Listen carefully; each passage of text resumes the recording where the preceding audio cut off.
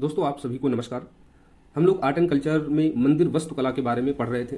अपनी पहली क्लास में हमने मंदिर वास्तुकला के संदर्भ में उत्तर भारत की मंदिर वास्तुकला को पढ़ा था, जिसमें गुप्त काल में कैसे मंदिरों का विकास होता है। क्योंकि आप जानते हैं कि मंदिर वास्तुकला की जो संरचनात्मक निर्माण की प्रक्रिया है उत्तर भारत में गुप्त पीरियड से स्टार्ट होती है। तो गुप्त काल में मंदिरों के विकास को हमने पढ़ लिया था। और नागर शैली उत्तर भारत की जो प्रमुख मंदिर वास्तुकला शैली है, जहां से आपके एग्जाम में डायरेक्ट क्वेश्चन पूछे जाते हैं, नागर शैली को भी पढ़ लिया था। आज की क्लास में हम लोग दक्षिण भारत की मंदिर वास्तुकला यानी द्रविड़ शैली के बारे में पढ़ेंगे और इसी के साथ में मंदिर वास्तुकला का जो टॉपिक है कंप्लीट हो जाएगा। यानी आप लोग पहली क्लास देखिए जिसमें हमने उत्तर भारत की मंदिर वास्तुकला के बारे में कंप्लीटली चर्चा की है, और ये आज की क्लास जिसमें दक्षिण भारत की मंदिर वास्तुकला के बारे में आपको बताया जाएगा। दक्षिण भारत की मंदिर वास्तुकला यानी द्रविड़ शैली में हम लोग सबसे पहले पढ़ेंगे पल्लव कला के बारे में। जिस तरीके से उत्तर भारत में मंदिरों के संरचनात्मक निर्माण की प्रक्रिया गुप्त काल से स्टार्ट हुई थी, उसी तरीके से दक्षिण भारत में जो मंदिरों की संरचनात्मक निर्माण की प्रक्रिया वो पल्लव कला से स्टार्ट हुई थी। तो काफी इंपॉर्टेंट है पल्लव कला, आपसे डायरेक्ट पल्लव कला के बारे में भी पूछा जा सकता है। तो पल्लव कला के बारे में पढ़ेंगे। फिर हम लोग पढ़ेंगे चोल कला, जहां से द्रविड़ कला का हमें वास्तविक स्वरूप देखने को मिलता है। तो द्रविड़ शैली में चोल कला के बारे में पढ़ेंगे। फिर हम लोग द्रविड़ मंदिर की कुछ उप शैलियों के बारे में भी पढ़ेंगे। जैसे हम लोगों ने उत्तर भारत की नागर शैली की उप शैलियों में खजुराहो उड़ीसा शैली को पढ़ा था, उसी तरीके से द्रविड़ मंदिर वास्तुकला की उप शैलियों में विजयनगर शैली और नायक शैली को पढ़ेंगे। फिर इसी के आगे हम लोग नेक्स्ट बेसर शैली के बारे में भी चर्चा कर लेंगे और इसी के साथ में ये मंदिर वास्तुकला का टॉपिक आपका कंप्लीट हो जाएगा। बीपीएससी को अगर मैं ध्यान में रखूं तो बीपीएससी के सिलेबस में 3 कलाएं मुख्य रूप से मेंशन है, जिसमें पाल कला, मौर्य कला और पटना कला दी गई है, जिस पर ऑलरेडी ही हमने क्लासेज आपको प्रोवाइड कर दी है। लेकिन 68th बीपीएससी मेंस में मंदिर वास्तुकला से 38 मार्क्स का क्वेश्चन पूछा गया था। इसीलिए अब अगर आगे इस तरीके का क्वेश्चन पूछा जाता है मंदिर वास्तुकला से तो आप इसे आसानी से कर ले जाए। शानदार तरीके से हम अपनी क्लासेस पढ़ रहे हैं, बहुत ही क्वालिटी कंटेंट के साथ में, एक क्वेश्चन आंसर फॉर्मेट में, ताकि आप जैसा पढ़े उसी तरीके से एग्जाम में लिखकर ज्यादा से ज्यादा मार्क्स अचीव कर सकें। तो आइए अपनी क्लास को आगे बढ़ाते हैं और पढ़ते हैं दक्षिण भारत की मंदिर वास्तुकला। सबसे पहले दक्षिण भारत की मंदिर वास्तुकला यानी द्रविड़ शैली में हम लोग पल्लव कला के बारे में पढ़ेंगे, क्योंकि पल्लव शासकों ने ही दक्षिण भारत में मंदिर वास्तुकला को शुरू किया था। तो पल्लव कला के बारे में हम लोग सर्वप्रथम पढ़ेंगे और यहां से आपके एग्जाम में क्वेश्चन पूछा जा सकता है। तो दक्षिण भारत में मंदिर वास्तुकला को पल्लव शासकों, जिनका टाइम पीरियड था 6 से 9वीं शताब्दी के मध्य, पल्लव शासकों ने ही दक्षिण भारत में मंदिर वास्तुकला को शुरू किया था। इस वंश के दौरान बनाए गए मंदिरों में व्यक्तिगत शासकों की अलग अलग शैलियां परिलक्षित होती हैं। यानी पल्लव वंश में अलग अलग शासक होते हैं, तो उन अलग अलग शासकों ने मंदिरों का विकास किया, तो उन मंदिरों में अलग अलग विशेषताएं देखने को मिलती हैं। इसलिए जो वास्तुकलाविद पारसी ब्राउन है, पल्लव कला को 2 समूहों और 4 भागों में विभाजित किया है। तो आपको ये नाम याद रखना है पारसी ब्राउन का। इन्होंने पल्लव कला को 2 समूहों और 4 भागों में विभाजित किया। ये बेसिकली पल्लव वंश के शासकों से संबंधित ये डिविडेंट है, जिसमें पहला समूह हम देखते हैं या प्रथम समूह है महेंद्र शैली 610 से 640 ईस्वी के मध्य, और नरसिंह या मामल्य शैली जिनका टाइम पीरियड है 640 से 674 ईस्वी के मध्य। द्वितीय समूह है राजसिंह शैली जो 675 से 800 ईस्वी के मध्य है, और नंदीवर्मन शैली 800 से 900 ईस्वी के मध्य। तो आप लोग अगर सन याद हो तो इसे आप इग्नोर कर सकते हैं, लेकिन आप ये नाम जरूर याद रखना। पल्लव कला को 4 भागों में विभाजित किया गया है। महेंद्र शैली नाम इसलिए इसका महेंद्र शैली है क्योंकि जो पल्लव शासक थे महेंद्र वर्मन, इन्हीं के टाइम पर इस शैली का विकास हुआ। तो महेंद्र शैली राजाओं के नाम से, पल्लव शासकों के नाम से इन मंदिर शैलियों का नाम यहाँ पर पारसी ब्राउन ने रखा है। दूसरी है मामल्य शैली या नरसिंह शैली, यानी नरसिंह वर्मन की टाइम जो मंदिर बने उन्हें नरसिंह शैली या मामल्य शैली के अंतर्गत रखा गया। द्वितीय समूह में तीसरा जो नाम है या तीसरा भाग है वह है राजसिंह शैली। राजसिंह शैली यानी जो पल्लव शासक राजसिंह या नरसिंह वर्मन द्वितीय थे, उनके अंतर्गत जो मंदिर बने उन्हें राजसिंह शैली के अंतर्गत रखा गया। और चौथा है नंदीवर्मन शैली। तो ये 4 भाग हैं पल्लव कला के संदर्भ में। तो सबसे पहले हम लोग पढ़ेंगे महेंद्र शैली के बारे में। महेंद्र शैली हमने जैसे बताया कि शासकों के नाम पर ही इन शैलियों का विभाजन पारसी ब्राउन ने किया। तो महेंद्र वर्मन के शासन में ये महेंद्र शैली का विकास हुआ और ये पल्लव कला का ये प्रथम चरण है। इस शैली में चट्टानों को काटकर मंदिरों का निर्माण किया गया था और मंदिरों को यहाँ पर मंडप कहा गया। हमने जहां देखा था उत्तर भारत में मंडप जो हुआ करता था वो मुख्य मंदिर के सामने जो सभागार होता था उसे मंडप कहते थे, लेकिन महेंद्र शैली या पल्लव कला में मंदिरों को ही मंडप कहा गया। तो ये काफी इंपॉर्टेंट है। आपको उत्तर भारत और दक्षिण भारत की मंदिर वास्तुकला को एक प्रकार से तुलनात्मक रूप से भी पढ़ना है, क्योंकि एग्जाम में इस तरीके का भी क्वेश्चन पूछा जा सकता है। तो आप लोग सभी तरीके से तैयार रहिए, क्वेश्चन किसी भी तरीके से पूछा जाए आप लोग आसानी से शानदार तरीके से उसे लिखकर आइएगा। तो महेंद्र शैली में हमने क्या पढ़ा? सबसे पहला पॉइंट है कि चट्टानों को काटकर मंदिर बनाए गए थे। दूसरा है मंदिरों को ही मंडप कहा गया था। तीसरा आपको याद रखना है, इसमें मंडप के बाहर बने मुख्य द्वार पर द्वारपालों की मूर्तियां मिलती हैं, यानी मंडप के बाहर जो मुख्य द्वार है वहां पर द्वारपालों की मूर्तियां बनी हुई हैं। ये महेंद्र शैली की कुछ विशेषताएं हो गई हैं। दूसरा इसमें क्या है? नरसिंह शैली, या फिर जिसे हम मामल्य शैली भी कहते हैं। मामल्य शैली या नरसिंह वर्मन के शासन में विकसित हुई थी। इसकी अगर हम प्रमुख विशेषताओं को देखें तो चट्टानों को काटकर बनाए गए इन मंदिरों को आकर्षक उत्कृष्ट मूर्तियों द्वारा सजाया गया। यानी नरसिंह शैली या मामल्य शैली में चट्टानों को काटकर यहां भी मंदिर बनाए गए थे, लेकिन पहली शैली से दूसरी शैली में अंतर क्या है कि यहां पर जो चट्टानों से काटकर मंदिर बनाए गए थे उन्हें आकर्षक उत्कृष्ट मूर्तियों द्वारा सजाया भी गया था। और दूसरा पॉइंट क्या है? मंडप, यानी जिसे हम पल्लव शासकों में मंदिर कहते हैं, तो मंदिरों को अलग अलग रथों में विभाजित किया गया था। आप ये पॉइंट याद रखिएगा कि इसमें सबसे बड़े भाग को धर्मराज रथ कहा गया और दूसरा आपको याद रखना है कि जो सबसे छोटा रथ था उसे द्रौपदी रथ कहा गया। ये आपके प्रीलिम्स के लिए भी इंपॉर्टेंट है, कभी कभी क्वेश्चन पूछा जाता है और मेंस के संदर्भ में आपको ये तथ्य याद रखना है कि मंदिरों को अलग अलग रथों में विभाजित किया गया था, जिसमें सबसे बड़े भाग को धर्मराज रथ और सबसे छोटे रथ को द्रौपदी रथ कहा गया। धर्मराज रथ जो है यही मंदिर जो है द्रविड़ शैली के अग्रदूत के रूप में इसे हम देखते हैं। यानी द्रविड़ शैली जो अभी आगे चलकर चोल शासकों के टाइम पर व्यापक रूप से विकसित होती है, वो द्रविड़ शैली इसी धर्मराज रथ का अग्रदूत मानी जाती है। यानी द्रविड़ शैली की जो विशेषताएं हैं वो धर्मराज रथ में परिलक्षित होती हैं। ये आपको याद रखना है। नरसिंह मामल शैली के अंतर्गत हम इसे पढ़ रहे हैं, तो 2 पॉइंट याद रखना है। नरसिंह या मामल शैली में चट्टानों को काटकर बनाए गए मंदिरों को आकर्षक उत्कृष्ट मूर्तियों द्वारा सजाया गया। मंडपों को अलग अलग रथों में विभाजित किया गया। पहला जो सबसे बड़ा रथ है उसे धर्मराज रथ कहा गया और सबसे छोटे रथ को द्रौपदी रथ। धर्मराज रथ ही मंदिरों को द्रविड़ शैली के अग्रदूत के रूप में जाना जाता है। उदाहरण के लिए नरसिंह या मामल्य शैली का उदाहरण देख सकते हैं, महाबलीपुरम का रथ मंदिर नरसिंह शैली का एक उत्कृष्ट उदाहरण है। तो ये आपको याद रखना है, महाबलीपुरम का रथ मंदिर ये नरसिंह शैली का एक अच्छा उदाहरण माना जाता है। अब हम लोग पढ़ेंगे राजसिंह शैली के बारे में, जो पल्लव कला का ये तीसरा भाग है। राजसिंह के शासन में राजसिंह शैली का विकास होता है और इस शैली में चट्टानों को काटकर बने मंदिरों के स्थान पर वास्तविक संरचनात्मक मंदिरों का विकास यहाँ पर हमें देखने को मिलता है। यानी अभी तक हमने पल्लव कला में जो ऊपर की 2 शैलियां पढ़ी, महेंद्र शैली और नरसिंह वर्मन के टाइम पर बनी शैली नरसिंह शैली या मामल्य शैली, वहां पर चट्टानों को काटकर ही मंदिर बनाए जा रहे थे। लेकिन ये जो तीसरा भाग है पल्लव कला का नरसिंह शैली, यहाँ पर चट्टानों को काटकर बने मंदिरों की जगह पर वास्तविक संरचनात्मक मंदिरों का विकास यहाँ पर देखने को मिलता है। महत्वपूर्ण तथ्य इसे आप याद रखिए। उदाहरण के लिए कुछ मंदिर हैं, जैसे महाबलीपुरम का समुद्र तटीय मंदिर राजसिंह शैली का उदाहरण है। कांची का कैलाश मंदिर हम लोग देखते हैं। मामल्लपुर का जो मंदिर है ये महाबलीपुरम मंदिर जिसे कहा जाता है, इसमें विशाल गुलासमों पर अर्जुन की तपस्या गंगा अवतरण का दृश्य उत्कीर्ण किया गया है। ये आपके यूपीपीएससी और यूपीएससी के प्रीलिम्स के एग्जाम में क्वेश्चन पूछा जा चुका है कि किस मंदिर में गुलासमों में अर्जुन की तपस्या गंगा अवतरण का दृश्य उत्कीर्ण मिलता है। तो ये महाबलीपुरम का समुद्र तटीय मंदिर है जो राजसिंह शैली के अंतर्गत बना हुआ है। फिलहाल आपको मेंस के पॉइंट ऑफ व्यू से याद रखना है नरसिंह शैली, और इसी के टाइम पर चट्टानों को काटकर अभी तक दक्षिण भारत में मंदिर बन रहे थे, लेकिन नरसिंह शैली में ही वास्तविक संरचनात्मक मंदिरों का विकास दक्षिण भारत में होता है, जिसका उत्कृष्ट उदाहरण है महाबलीपुरम का समुद्र तटीय मंदिर और कांची का कैलाश मंदिर। महाबलीपुरम या मामल्लपुर के जो मंदिर है, इसके नीचे की मंजिल वर्गाकार एवं ऊपरी भाग पिरामिड के आकार का शिखर है, जिसके ऊपर के खंड नीचे के खंडों से क्रमशः छोटे होते गए हैं। अभी हम लोग जब द्रविड़ शैली के मंदिर की जो आर्किटेक्चर है उसको हम लोग देखेंगे तो ये थोड़ा सा और क्लियर हो जाएगा। ये जो हम इस पॉइंट पर चर्चा कर रहे हैं कि जो महाबलीपुरम या मामल्लपुरम का जो मंदिर है, समुद्र तटीय मंदिर है, इसके जो नीचे की मंजिल है वो वर्गाकार है और जो ऊपरी भाग है वह पिरामिड के आकार का शिखर नुमा है, और जिसके ऊपर के खंड नीचे के खंडों से क्रमशः छोटे होते जाते हैं। ये अगर आप देख रहे हो, ये है मंदिर जो द्रविड़ शैली का है, जहां नीचे देखते हैं कि वर्गाकार इसकी संरचना होती है और ऊपर पिरामिड नुमाकार ये संरचना बढ़ती जाती है और ऊपर के भाग जो है नीचे के भागों से छोटे होते हैं। तो ये जो हम देखते हैं राजसिंह शैली के अंतर्गत इस तरीके के मंदिर विकास की संरचनात्मक प्रक्रिया को देख रहे हैं। चौथा जो इसका भाग है वह है नंदी वर्मन शैली, जिसे हम अपराजित शैली भी कहते हैं। यानी नंदी वर्मन के टाइम पर इस शैली का विकास होता है। इसे दक्षिण भारतीय मंदिर स्थापत्य के ह्रास का चरण भी कहा जा सकता है। यानी अगर देखें तो पल्लव काल में ये जो तीसरी शैली है राजसिंह शैली, यहाँ पर मंदिरों का विकास व्यापक रूप से हो गया था, लेकिन चौथा भाग जो है पल्लव काल का, इस टाइम पीरियड में दक्षिण भारत के मंदिर की स्थापत्य का ह्रास, यानी यहाँ से मंदिर शैली का हमें ह्रास देखने को मिलता है।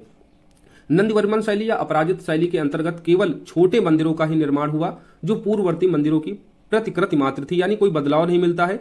इस शैली में कोई नवीनता नहीं है, परंतु स्तंभ शीर्ष का अधिक यहाँ पर विकास हुआ। उदाहरण के लिए कांचीपुर का मुक्तेश्वर या मांगतेश्वर मंदिर देख सकते हैं। तो नंदीवर्मन शैली ये पल्लव कला की चौथी शैली है, चौथा भाग है। यहाँ पर दक्षिण भारतीय मंदिर की स्थापत्य कला में ह्रास देखते हैं। केवल छोटे मंदिरों का निर्माण हुआ, कोई नवीनता नहीं दिखती है। नवीनता के नाम पर अगर देखें तो केवल स्तंभ शीर्षों का ही अधिक विकास हुआ है, बाकी कुछ नंदीवर्मन शैली के अंतर्गत कुछ अलग नहीं हुआ। नंदीवर्मन शैली का उदाहरण याद रखना है कांचीपुर के मुक्तेश्वर एवं मांगतेश्वर मंदिर। तो इस तरीके से हमने पल्लव कला के बारे में पढ़ लिया। पल्लव कला की जो 4 भाग हैं, चारों भागों को हमने एक एक करके क्या प्रमुख विशेषताएं हैं इन प्रमुख भागों की शैलियों में उसको पढ़ा। अब हम लोग पढ़ेंगे मंदिर वास्तुकला की द्रविड़ शैली, जिसे हम चोल वास्तुकला भी कहते हैं। द्रविड़ शैली का जो आरंभ है, जो द्रविड़ शैली की जो आरंभ की प्रक्रिया है वो पल्लव कला में हमें देखने को मिलती है, लेकिन वास्तविक रूप से द्रविड़ शैली की जो स्थापत्य का जो व्यापक रूप है वो चोलों के टाइम पर ही मिलता है। इसलिए द्रविड़ शैली को हम लोग चोल वास्तुकला भी कहते हैं। तो अगर आप लोगों से चोल वास्तुकला के बारे में पूछ लिया जाए तो कंफ्यूज नहीं होना है, मुख्य रूप से द्रविड़ शैली को ही आपको बताना है। अब अगर हमें द्रविड़ शैली या चोल वास्तुकला के बारे में क्वेश्चन लिखना हो तो इसकी भूमिका को कुछ इस तरीके से लिखेंगे। पल्लव वंश के पतन के बाद चोल शासकों के काल में मंदिर वास्तुकला का एक नया रूप सामने आता है। हमने देखा कि दक्षिण भारत में पल्लव शासकों ने मंदिर स्थापत्य कला को शुरू किया, लेकिन अंतिम समय आते आते पल्लव काल में मंदिर स्थापत्य में ह्रास भी होने लगा और नंदीवर्मन अपराजित शैली, इसके चौथे भाग में हम लोगों ने पढ़ा कि केवल छोटे छोटे ही मंदिर बनाए गए, मंदिर स्थापत्य कला में ह्रास हुआ। तो दक्षिण भारत की मंदिर वास्तुकला जिन पल्लव शासकों ने शुरू किया था उन्हीं शासकों के अंतिम समय आते आते वो लगभग खत्म भी हो जाती है। तो अब जब दक्षिण भारत में पल्लव वंश के पतन के बाद चोल शासक आते हैं तो चोल शासक मंदिर वास्तुकला को एक नया रूप देते हैं, एक व्यापक रूप देते हैं। चोल शासकों की जो मंदिर वास्तुकला है इसमें पल्लव वास्तुकला की निरंतरता थी, लेकिन साथ ही कुछ बदलाव भी इन्होंने किया और दक्षिण भारत में मंदिर वास्तुकला को एक व्यापक रूप दिया, जो आज वर्तमान में बड़े बड़े मंदिर देखते हैं हम लोग दक्षिण भारत में, जिसे हम द्रविड़ शैली के रूप में जानते हैं। एक्चुअली ये द्रविड़ शैली चोल शासकों ने ही दक्षिण भारत को मंदिर वास्तुकला के रूप में दिया, इसीलिए द्रविड़ शैली को हम लोग चोल वास्तुकला भी कहते हैं। तो अब हम लोग दक्षिण भारत की जो मंदिर शैली द्रविड़ शैली है इसके बारे में पढ़ेंगे और इसकी प्रमुख विशेषताओं को देखेंगे। ये द्रविड़ शैली में बना मंदिर आर्किटेक्चर है। आपसे अगर क्वेश्चन पूछा जाता है तो मंदिर आर्किटेक्चर को जरूर बनाइएगा। तो यहाँ आप देख रहे हैं कि ये जो मुख्य मंदिर है ये वर्गाकार संरचना है, फिर उसके ऊपर पिरामिड नुमा आकार ये संरचना बनती जा रही है ऊपर, और मंदिर का जो आकार है ये धीरे धीरे ऊपर की तरफ घटता जा रहा है, यानी पिरामिड नुमा आकार की जो संरचना है ऊपर घटती जाती है। तो वर्गाकार संरचना नीचे है, फिर ऊपर पिरामिड नुमा आकार की संरचना जो ऊपर की तरफ घटती जाती है। इस तरीके का कुछ मंदिर आर्किटेक्चर देखने को मिलता है। मंदिर जो ये मुख्य मंदिर है इसके जस्ट आगे एक स्पेस है जिसे हम लोग अंतराल कहते हैं, फिर अंतराल के आगे मंडप बना हुआ है जिसे हम लोग उत्तर भारत की मंदिर वास्तुकला में सभागार कहते थे। तो यहाँ पर मंडप देख रहे हैं, लेकिन आपको याद रखना है ये मंडप अगर हम लोग पल्लव काल में पढ़ते हैं तो मंडप जो है मुख्य मंदिर का नाम हुआ करता था। तो द्रविड़ शैली में जो मंडप है ये देख रहे हैं, अंतराल के बाद मंडप है, ये सभागार है। द्रविड़ शैली में भी इसे मंडप ही कहेंगे उत्तर भारत मंदिर वास्तुकला की तरह। फिर आगे देखते हैं कि ये कुछ गोपुरम बना हुआ है, यानी जो द्वार है इसे गोपुरम कहते थे, बड़ा गेट है। तो ये आर्किटेक्चर है, इसे आप याद रखें। ये बृहदेश्वर मंदिर तंजौर का है, द्रविड़ शैली में बना हुआ ये प्रसिद्ध मंदिर है। मंदिर ये जो वर्गाकार संरचना है मुख्य मंदिर, इसके अंदर देख रहे हैं ये गर्भगृह बना हुआ है। ये जो पिरामिड नुमा आकार की संरचना है इसे विमान कहा गया, और अंत में हम देख रहे हैं ये शिखर है इसके। तो ये आपको पॉइंट याद रखना है इस आर्किटेक्चर के, जब भी क्वेश्चन आए तो इस तरीके का आर्किटेक्चर जरूर बनाइएगा। फिर जो मंदिर की विशेषताएं हैं द्रविड़ शैली की उन्हें आप डिफाइन कीजिएगा। तो इस शैली की विशेषताओं में सबसे पहले लिखेंगे आप लोग मंदिर 4 दीवारों से घिरे होते थे। उत्तर भारत के हमने मंदिर देखे थे, वहां पर मंदिर 4 दीवारों से घिरे नहीं होते थे सामान्यतः, लेकिन द्रविड़ शैली के जो मंदिर है वो मंदिर 4 दीवारों से घिरे हैं। सामने की दीवार में ऊंचा एक प्रवेश द्वार होता था जिसे गोपुरम कहा जाता था। तो मंदिर 4 दीवारों से घिरा होता था और मंदिर के सामने एक ऊंचा प्रवेश द्वार होता था, ये आप देख रहे हैं, इसे गोपुरम कहा जाता है। और द्रविड़ शैली की ये प्रमुख विशेषता भी है जो उत्तर भारत मंदिर वास्तुकला से इसे अलग करती है। अगली विशेषता है द्रविड़ शैली मंदिरों की कि मंदिर परिसर का निर्माण पंचायतन शैली में किया जाता है। तो उत्तर भारत के मंदिर शैली में भी हम लोग पंचायतन शैली देखते हैं और दक्षिण भारत की द्रविड़ शैली में भी पंचायतन शैली देखते हैं। तो मंदिर परिसर का जो निर्माण है वो पंचायतन शैली में यहाँ भी किया गया। मंदिरों में पिरामिड नुमा शिखर होते थे, जैसे हमने ऊपर बताया भी आर्किटेक्चर दिखाते समय। तो मंदिरों में पिरामिड नुमा आकार शिखर होते थे जो घुमावदार नहीं बल्कि ऊपर की तरफ सीधे होते थे। शिखर को विमान कहा जाता था। हमने दिखाया कि ये जो शिखर है इसे विमान कहते थे मंदिर आर्किटेक्चर द्रविड़ शैली के। नेक्स्ट पॉइंट है सभा हाल, जिसे हम लोग मंडप कहते हैं। तो सभा हाल गर्भगृह से एक गलियारे द्वारा जुड़ा होता था, जिसे अंतराल कहा जाता है। इस आर्किटेक्चर में आप देख रहे हैं ये सभागार यानी जिसे मंडप कहते हैं, ये मुख्य मंदिर से जुड़ा होता था गलियारे के द्वारा, और इस गलियारे को क्या कहते थे? अंतराल कहते थे। इसे आप याद रखिए। नेक्स्ट विशेषता है गर्भगृह के प्रवेश द्वार पर द्वारपाल, और ये जो द्वारपाल की मूर्तियां बनाई जाती थी इसमें मिथुन और यक्ष की मूर्तियां देखते हैं। तो गर्भगृह के प्रवेश द्वार पर द्वारपाल, मिथुन और यक्ष की मूर्तियां होती थी। मंदिर परिसर के अंदर एक जलाशय की उपस्थिति द्रविड़ शैली की एक अद्वितीय विशेषता मानी जाती है। तो ये कुछ प्रमुख विशेषता है द्रविड़ शैली की। तो आप लोगों को तुलनात्मक रूप से पढ़ते जाना है कि उत्तर भारत और दक्षिण भारत की मंदिर वास्तुकला में क्या अंतर है। तो अंतर आपसे पूछा जाए तब भी आप उसे शानदार तरीके से लिख ले जाएं। तो हमने द्रविड़ शैली पढ़ा, इसका आर्किटेक्चर देखा और फिर आर्किटेक्चर को हमने डिफाइन किया यानी इसकी प्रमुख विशेषताओं को बताया। उदाहरण आप लिख लीजिए। द्रविड़ शैली का महत्वपूर्ण ये मंदिर है तंजावुर का बृहदीश्वर मंदिर, जिसे राज प्रथम ने निर्मित किया था। इस तरीके के फैक्ट प्रीलिम्स में भी आते हैं, तो आप लोग यहां से इसे याद रखिएगा। तंजावुर का बृहदीश्वर मंदिर, जिसे चोल शासक राज फर्स्ट द्वारा निर्मित किया गया था। दूसरा द्रविड़ शैली का मंदिर है गंगाई कोंड चोलपुरम का मंदिर, जिसे चोल शासक राजेंद्र प्रथम द्वारा निर्मित किया गया था। ये प्रमुख उदाहरण है द्रविड़ शैली में बने हुए मंदिरों के। अब हम लोग द्रविड़ मंदिरों की उप शैली को देखेंगे। जिस तरीके से हमने उत्तर भारत में जो नागर शैली थी उसकी उप शैलियों को देखा था, जिसमें खजुराहो और उड़ीसा शैली को पढ़ा था, इसी तरीके से द्रविड़ मंदिरों की भी उप शैलियां हैं, जिसमें पहली है विजयनगर शैली और दूसरी महत्वपूर्ण है नायक या मदुरै शैली। तो इस तरीके से जब आप लोग क्वेश्चन लिखेंगे तो औरों से अलग होगा। केवल आप लोगों से अगर द्रविड़ शैली के बारे में पूछ लिया जाए, मंदिर आर्किटेक्चर बनाए, ये विशेषताएं लिखें, ये सामान्यतः ज्यादातर बच्चे यही करते हैं। लेकिन आप लोग द्रविड़ शैली लिखें, आर्किटेक्चर बनाए, विशेषता लिखें, फिर इसकी उप शैलियों को भी अगर विभाजित करके इस तरीके से लिख देते हैं तो आप लोगों के शानदार मार्क्स आएंगे। और मेरा हमेशा से ये उद्देश्य होता है आपको एक क्वालिटी कंटेंट दिया जाए और इस तरीके का कंटेंट हो, ऐसी क्वेश्चन टॉपिक की फॉर्मेटिंग हो जिससे आप लोगों को ज्यादा से ज्यादा मार्क्स एग्जामिनर अवार्ड करे।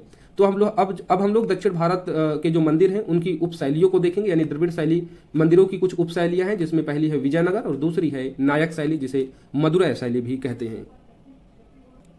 सर्वप्रथम विजयनगर शैली को हम लोग पढ़ेंगे। 14वीं शताब्दी के मध्य में विजयनगर शासकों के प्राश्रय से द्रविड़ स्थापत्य शैली के एक निजी स्थानीय स्वरूप का विकास हुआ है। तो विजयनगर, हम जानते हैं विजयनगर जो साम्राज्य है उसकी स्थापना 14वीं शताब्दी के मध्य होती है। तो जो विजयनगर के शासक होते हैं इनके टाइम पर द्रविड़ स्थापत्य शैली के अंतर्गत एक निजी स्थानीय स्वरूप का विकास होता है, जिसमें चोल, होयसल, पांड्य, चालुक्य स्थापत्य शैली की विशेषताओं का संयोजन होता है। यानी जो विजयनगर शैली है इसमें दक्षिण भारत की जो डिफरेंट शैलियां विकसित होती है द्रविड़ शैली के अंतर्गत, चाहे वो चोल शैली हो, चाहे होयसलों की हो, पांड्य या चालुक्यों की हो, इन सभी शैलियों का एक समायोजन विजयनगर शैली में देखने को मिलता है। विजयनगर शैली में निर्मित मंदिरों की कुछ प्रमुख विशेषताएं हैं। अब इन विशेषताओं को देख लेते हैं कि विजयनगर मंदिरों की क्या कुछ खास विशेषताएं हैं, और इन विशेषताओं को ही आपको अपने एग्जाम में लिखना होता है। विजयनगर के मंदिरों की निर्माण योजना विशिष्ट प्रकार की है। ये मंदिर ऊंचे परकोटे से घिरे हैं, जिसके ऊपर अनेक भवन हैं। अधिकांश जो भवन है वह प्रायः आग्नेय चट्टानों के पत्थरों से बने हुए हैं, ये आपको याद रखना है। यानी विजयनगर के जो मंदिर हैं ये मंदिर ऊंचे परकोटे से घिरे हुए हैं और जिसके भीतर अनेक भवन बने हुए हैं, और ये जो भवन है ये इन भवनों की निर्माण सामग्री क्या है? आग्नेय चट्टान के पत्थर हैं, इसे आपको याद रखना है। नेक्स्ट पॉइंट है विजयनगर शैली के अंतर्गत कि मंदिरों की दीवारें नक्काशियों तथा ज्यामितीय पैटर्नों से अत्यधिक अलंकृत है। यानी मंदिरों की जो दीवारें हैं वो बारीक नक्काशियों और ज्यामितीय पैटर्न से अलंकृत हैं, सजी हुई हैं, इसे आपको याद रखना है। और नेक्स्ट है गोपुरम, जो पहले अग्रभाग पर होता था। हमने प्रमुख द्रविड़ शैली या चोल वास्तुकला के अंतर्गत क्या देखा कि मंदिर के सामने एक ऊंचा द्वार होता था और उस ऊंचे द्वार को क्या कहते थे? गोपुरम कहते थे। विजयनगर शैली में थोड़ा सा क्या अलग हो जाता है, गोपुरम जो पहले अग्रभाग पर होते थे अब सभी दिशाओं में बनवाए गए। यानी मंदिर 4 दीवारों से पूरा घिरा होता था परकोटे से। मुख्य रूप से जो द्रविड़ शैली के मंदिर हैं उनके सामने केवल एक ऊंचा द्वार होता था, प्रवेश द्वार होता था, जिसे गोपुरम कहते थे। विजयनगर के अंतर्गत क्या हुआ कि जो चारों तरफ बाउंड्री घिरी हुई है तो चारों तरफ ये गोपुरम बनाए हुए थे। यानी चारों तरफ उत्तर, दक्षिण, पूर्व, पश्चिम चारों तरफ गोपुरमों का निर्माण किया गया था विजयनगर शैली के अंतर्गत। विजयनगर शैली की अगली प्रमुख विशेषता है कि प्रत्येक मंदिर में एक से अधिक मंडप बनवाए गए थे, लेकिन जो केंद्रीय मंडप था उसे कल्याण मंडप कहा गया। ये आपके प्रीलिम्स में कई बार क्वेश्चन पूछा गया कि कल्याण मंडप किस मंदिर शैली में देखने को मिलता है। तो ये विजयनगर शैली की एक अद्वितीय विशेषता है, क्योंकि यहाँ पर प्रत्येक मंदिर में एक से अधिक मंडप देखने को मिलते हैं, लेकिन जो केंद्रीय मंडप है मंदिर का उसे कल्याण मंडप के रूप में जाना जाता है। तो विजयनगर शैली की कुछ ये प्रमुख खास विशेषताएं हैं जिन्हें आपको याद रखना है। अगर इस शैली के मंदिरों के उदाहरण देखें तो विट्ठल का मंदिर आप देख सकते हैं, हजाराराम का मंदिर देख सकते हैं और हम्पी का विरूपाक्ष मंदिर काफी फेमस मंदिर है, विजयनगर शैली के अंतर्गत बना हुआ यह मंदिर। तो मंदिरों के उदाहरण आप जरूर दीजिएगा विशेषताएं बताने के बाद में। तो 3 मंदिर हैं, जिसमें से जो प्रमुख मंदिर, जो सबसे फेमस मंदिर है, ये हम्पी का विरूपाक्ष मंदिर और हजाराराम का मंदिर। इसे आप जरूर याद रखिए, विजयनगर शैली के अंतर्गत ये बना हुआ है। नेक्स्ट है दक्षिण भारत मंदिर की उपशैलियों में नायक शैली। विजयनगर साम्राज्य के पतन के बाद मदुरै के नायक वंश का उदय होता है, यानी विजयनगर साम्राज्य का पतन होता है, उसके बाद वहां पर मदुरै के नायक वंश का उदय होता है। और इन नायक शासकों ने, जिनका टाइम पीरियड है 16वीं से 18वीं शताब्दी के मध्य, तो इन नायक शासकों ने द्रविड़ शैली की कलात्मक परंपरा को जारी रखा। यानी जो द्रविड़ शैली है, जो चोलों के टाइम पर व्यापक रूप से विकसित हुई थी और पल्लव शासकों के टाइम पर परिलक्षित होती है, इस द्रविड़ शैली की कलात्मक परंपरा को इन नायक शासकों ने जीवित रखा। लेकिन इसके आगे भी इन्होंने कुछ उसमें विशेषताओं को जोड़ा। अब उन विशेषताओं को हम लोग पढ़ेंगे, नायक शैली के अंतर्गत क्या कुछ खास हमें देखने को मिलता है इस द्रविड़ शैली में।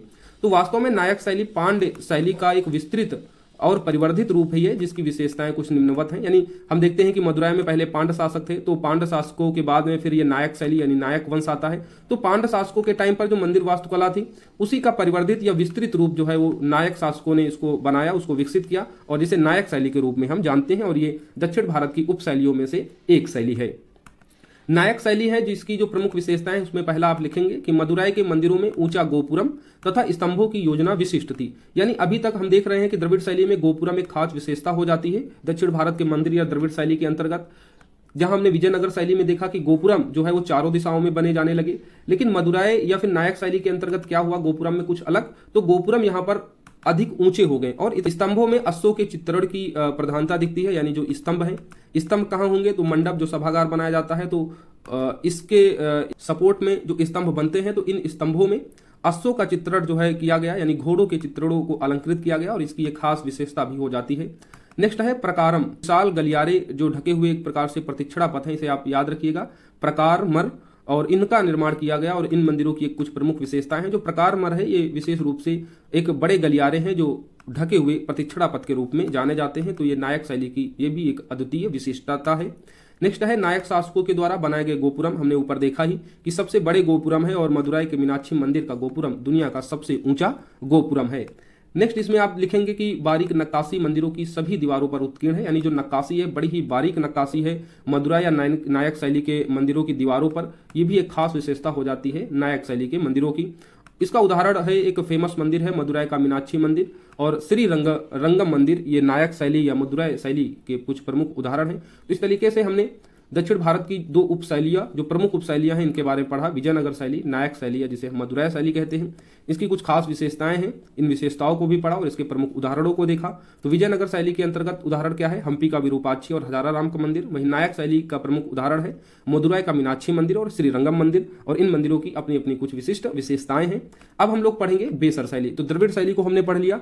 द्रविड़ शैली में हमने पल्लव कला से स्टार्ट किया, फिर चोल वास्तुकला, जहां पर द्रविड़ शैली का वास्तविक या व्यापक रूप देखने को मिलता है। फिर इसके अंतर्गत हमने उपशैलियां पढ़ी, यानी द्रविड़ शैली की विशेषताओं के साथ साथ में आगे कुछ अन्य शासक हुए जिन शासकों ने द्रविड़ शैली को बनाए रखा, लेकिन मंदिरों में कुछ डिफरेंट विशेषताओं को भी जोड़ा, जिसमें हमने विजयनगर शैली को पढ़ा और नायक या मदुरै शैली को पढ़ा, जो दक्षिण भारत या द्रविड़ शैली के उपशैलियों में से ये प्रमुख 2 शैलियां हैं। अब हम लोग पढ़ेंगे बेसर शैली। बेसर शैली मुख्यतः नागर और द्रविड़ शैली का एक मिश्रित रूप है। यानी इन मंदिरों में, बेसर शैली से बने मंदिरों में नागर शैली और द्रविड़ शैली दोनों की विशेषताएं देखने को मिलती हैं, इसीलिए इस शैली को बेसर शैली कहा गया।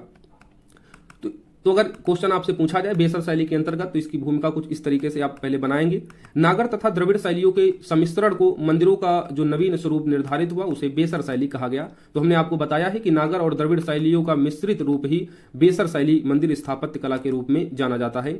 इस शैली के मंदिर कर्नाटक क्षेत्र में विशेषकर लोकप्रिय हैं। यानी बेसर शैली के जो मंदिर विशेषकर देखते हैं वो कर्नाटक क्षेत्रों में देखने को मिलते हैं, और चालुक्य शासकों के अधीन 7वीं शताब्दी के मध्य में ही इन मंदिरों के निर्माण की संकल्पना की गई। यानी चालुक्य शासकों ने ही द्रविड़ शैली और नागर शैली की एक मिश्रित मंदिर स्थापत्य कला को शुरू किया। इसीलिए बेसर शैली को चालुक्य शैली भी कहते हैं। चूंकि बेसर शैली से बने मंदिर हम लोग कर्नाटक क्षेत्र में ही ज्यादातर देखते हैं, इसलिए बेसर शैली को कर्नाटक शैली के रूप में भी जाना जाता है। तो हमने यहाँ पर प्रमुख बातें क्या देखी बेसर शैली में, कि नागर और द्रविड़ शैली का मिश्रित रूप है। बेसर शैली मुख्य रूप से कर्नाटक क्षेत्र में देखने को मिलती है, इसलिए बेसर शैली शैली को कर्नाटक शैली भी कह देते हैं। बेसर शैली जो है इसे मुख्यतः चालुक्य शासकों के अधीन विकसित हुई 7वीं शताब्दी के मध्य में, इसीलिए बेसर शैली को चालुक्य शैली के रूप में भी जाना जाता है। तो आपसे चालुक्य शैली या कर्नाटक शैली पूछ ले तो कंफ्यूज नहीं होना है, मुख्य रूप से वो बेसर शैली के बारे में ही एग्जामिनर आपसे पूछ रहा है, तो बेसर शैली के बारे में ही आपको लिखना है। इस शैली के मंदिरों की कुछ प्रमुख विशेषताएं हैं, अब इन विशेषताओं को देख लेते हैं जो आपको एग्जाम में लिखना होता है। तो पहली विशेषता क्या है बेसर शैली मंदिरों की, तो मंदिरों के निर्माण में बलुए पत्थर का प्रयोग किया गया। आपको याद रखना है कि बेसर शैली में जो मंदिर बने थे, इन मंदिरों के निर्माण में बलुए पत्थर का प्रयोग किया गया था। मंदिरों के दो मुख्य अंग थे बेसर शैली में, पहला क्या था, विमान था, दूसरा था मंडप। विमान और मंडप मंदिरों के दो मुख्य भाग थे जिन्हें अधिक महत्व दिया गया। इससे आप याद रखिए कि बेसर शैली के दो अंगों को अधिक महत्व दिया गया। दो अंग कौन कौन से हैं, तो विमान और मंडप हैं। बेसर शैली के मंदिर जो है वो खुले प्रतिष्ठा पद देखने को यहाँ मिलता है। हमने देखा द्रविड़ शैली या उत्तर भारत के जो मंदिर हैं वहां पर प्रतिष्ठा पद ज्यादातर हमने देखा वो मुख्य मंदिर बना होता था वर्गाकार और उसके अंदर एक प्रतिष्ठा पद जो सामान्यतः ढका होता था, लेकिन बेसर शैली के जो मंदिर थे यहाँ पर जो प्रतिष्ठा पद होता था वो खुला होता था। खंभा, दरवाजा या छतों को बारीक नक्काशी से सजाया गया, तो ये भी खास विशेषता है बेसर शैली की कि जो खंभे होते हैं, स्तंभ होते हैं या दरवाजे हो गए, छत हो गई, इनको बारीक नक्काशी से सजाया गया था। ये कुछ प्रमुख विशेषताएं हैं बेसर शैली की। तो क्या याद रखना है, बलुए पत्थर से बेसर शैली के मंदिर बनाए गए, दो मुख्य अंगों को यहाँ पर अधिक महत्व दिया गया, विमान और मंडप को। तीसरा आपको याद रखना है यहाँ पर खुला प्रतिष्ठा पद देखने को मिलता है, और चौथा जो खंभे, दरवाजे या छतें हैं इनको बहुत ही बारीक नक्काशी से अलंकृत किया गया। इन मंदिरों में नागर शैली का प्रभाव और द्रविड़ शैली हमने बताया कि दोनों का मिश्रित रूप है। तो नागर शैली का जो प्रभाव देखने को मिलता है बेसर शैली के मंदिरों में, तो नागर शैली का प्रभाव वक्र रेखीय शिखर और वर्गाकार आधार में दृष्टिगोचर होता है, क्योंकि हमने देखा कि जो उत्तर भारत यानी नागर शैली के बने जो मंदिर हैं उनका जो शिखर होता है वो वक्र रेखीय होता है और जो उनका आधार होता है वो वर्गाकार होता है। तो बेसर शैली के मंदिरों में भी नागर शैली का यह प्रभाव देखने को मिलता है कि वक्र रेखीय शिखर होता है बेसर शैली के मंदिरों में और वर्गाकार आधार होता है। एवं द्रविड़ शैली का जो प्रभाव बेसर शैली के अंतर्गत आया, यहाँ पर जटिल नक्काशियों और मूर्तियां विमान के डिजाइन में दिखाई देता है। तो द्रविड़ शैली में मुख्य रूप की जो विशेषताएं हैं कि द्रविड़ शैली के मंदिरों में नक्काशी अधिक देखने को मिलती है, मूर्तियां अधिक बनाई जाती हैं, विमान को देखते हैं कि ये पिरामिड नुमा आकार विमान बनाया जाता है द्रविड़ शैली में। तो बेसर शैली में इन तीनों शैलियों का मिश्रण है, जहां पर नागर शैली का जो रूप है वो बेसर शैली में वक्र रेखीय शिखर और वर्गाकार आधार के रूप में दृष्टिगोचर होता है। वहीं द्रविड़ शैली का प्रभाव बेसर शैली के बने हुए मंदिरों में जटिल नक्काशियों, मूर्तियों, विमान के डिजाइन में दृष्टिगोचर होता है। बेसर शैली से बने हुए कुछ प्रमुख मंदिर हैं जिसमें आप देख सकते हैं एहोल का लाड खान मंदिर और बदामी के जो मंदिर हैं ये बेसर शैली के प्रमुख मंदिर हैं। आप लोग गूगल करके इन मंदिरों को जरूर देखिएगा, जिससे कुछ बातें और क्लियर हो जाएंगी, जिसे आप लंबे समय तक याद रखेंगे। तो एहोल का लाड खान मंदिर और बदामी के जो मंदिर हैं ये बेसर शैली के बने हुए प्रमुख रूप से मंदिर हैं। तो इस तरीके से हमने मंदिर वास्तुकला को बहुत ही शानदार तरीके से सभी पहलुओं पर हमने मंदिर वास्तुकला पर चर्चा की। उत्तर भारत से लेकर दक्षिण भारत मंदिर वास्तुकला और फिर उत्तर भारत दक्षिण भारत मंदिर वास्तुकला का मिश्रित रूप जिसे बेसर शैली कहते हैं उस पर भी हमने चर्चा की। मंदिर वास्तुकला इसी वीडियो के साथ अब समाप्त होता है। तो आप लोग दोनों क्लासेस देखने के बाद मंदिर वास्तुकला से कहीं से भी क्वेश्चन एग्जामिनर पूछे अब बहुत ही शानदार तरीके से लिख ले जाएंगे। अब मिलते हैं हम लोग नेक्स्ट वीडियो क्लासेस के साथ में। जो भी आपकी क्वेरीज उसे कमेंट बॉक्स में जरूर बताएं। चैनल पर नए हो तो इसे सब्सक्राइब कर नोटिफिकेशन बेल को प्रेस कर दें ताकि ऐसी ही क्लासेज आप लोगों को मिलती रहें। प्लेलिस्ट अलग से बनी हुई है बीपीएससी मेंस एग्जाम के लिए, आप उसे देख सकते हैं। ऐसे की भी कई क्लासेज हमने ली है, मॉडल ऐसे दिया है, ऐसे किस तरीके से लिखता है उस पर भी हमने महत्वपूर्ण चर्चा आपसे कर लिया है। तो अब हम लोग नेक्स्ट किसी क्लास के साथ किसी टॉपिक के साथ मिलेंगे। जब तक आप लोग पढ़ते रहें, अपना ध्यान रखें, जहां पर हैं वहां सुरक्षित रहें। धन्यवाद, जय हिंद।